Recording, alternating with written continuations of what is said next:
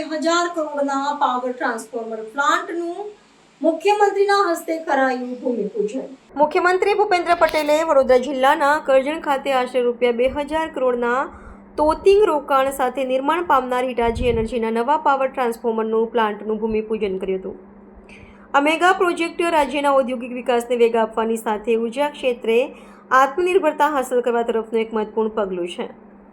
રાજ્ય સરકારની પારદર્શક નીતિઓ અને મજબૂત ઔદ્યોગિક વાતાવરણને પરિણામે અગ્રણી વૈશ્વિક કંપનીઓ ગુજરાતમાં સતત રોકાણ કરી રહી છે, જે આ પ્રોજેક્ટના માધ્યમથી ફરી એકવાર સાબિત થયું છે। આ પ્રસંગે મુખ્યમંત્રીએ જણાવ્યું હતું કે અત્યાધુનિક પ્લાન્ટ થકી સ્થાનિક યુવાનો માટે રોજગારીની વિપુલ તકોનું નિર્માણ થશે અને આસપાસના MSME એકમોના વિકાસના નવા દ્વાર ખુલશે। હિટાચી એનર્જી ઇન્ડિયાના CEO એન વેણુ અને ગ્લોબલ CEO બ્રુનો મેલેસે આ પ્રોજેક્ટને મેક ઇન ઇન્ડિયા અને ભારતની ઉર્જા સુરક્ષા માટે સીમાચિહ્નરૂપ ગણાવ્યો હતો।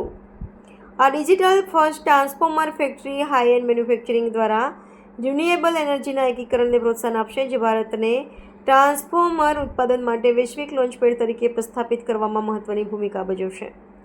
કંપની અને ગુજરાત વચ્ચેનો 60 વર્ષ જૂનો વ્યાપારી સંબંધ હવે આ નવા રોકાણ સાથે વધુ સુદૃઢ બન્યો છે। રાજ્યની ભવિષ્યની ઉર્જા સુરક્ષાનો ચિતાર આપતા મુખ્યમંત્રીએ વિશ્વાસ વ્યક્ત કર્યો હતો કે કચ્છના ખાવડામાં આકાર લઈ રહેલો 37 ગીગાવોટનો રિન્યુએબલ હાઇબ્રિડ પાર્ક પૂર્ણ થતાં ગુજરાત દેશનું એનર્જી કેપિટલ બની જશે। વધતી જતી ગ્રીન એનર્જીની માંગને પહોંચી વળવા માટે આવી આધુનિક ટ્રાન્સમિશન સિસ્ટમ અને ટેકનોલોજીનું સ્થાનિકીકરણ અત્યંત અનિવાર્ય છે। કાર્યક્રમના અંતે કંપનીના સામાજિક ઉત્તરદાયિત્વ હેઠળ જમનાબાઈ જનરલ હોસ્પિટલને એક એમ્બ્યુલન્સ પણ અર્પણ કરવામાં આવી હતી। આ શિલાન્યાસ સમારોહમાં રાજ્યના મુખ્ય સચિવ મનોજકુમાર દાસ, વડોદરાના સાંસદ હેમાંગ જોશી અને કરજણના ધારાસભ્ય અક્ષય પટેલ સહિતના મહાનુભાવો ઉપસ્થિત રહ્યા હતા।